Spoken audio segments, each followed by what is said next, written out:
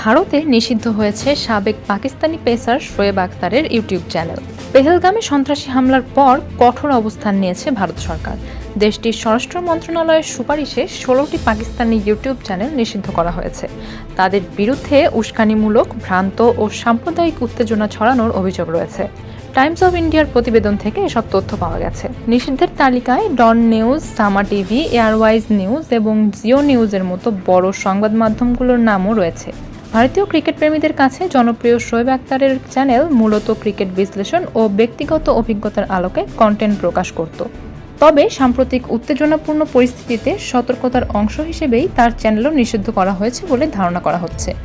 ভারতীয় সরকারের দাবি, এসব ইউটিউব চ্যানেল থেকে ভারত বিরোধী মনোভাব ছড়ানো হচ্ছিল, সেনাবাহিনী ও নিরাপত্তা সংস্থাগুলোর বিরুদ্ধে অপপ্রচার চালানো হচ্ছিল এবং সাম্প্রদায়িক উত্তেজনা উস্কে দেওয়া হচ্ছিল। পেহেলগামে ভয়াবহ হামলার ঘটনার পর বিভ্রান্তিমূলক তথ্য প্রচার ঠেকাতে এই পদক্ষেপ নেওয়া হয়েছে। এখনো পর্যন্ত শোয়েব আখতার এ বিষয়ে আনুষ্ঠানিক কোনো প্রতিক্রিয়া জানাননি। তার ইউটিউব চ্যানেল ভবিষ্যতে ভারতে পুনরায় চালু হবে কিনা সেটিও অনিশ্চিত।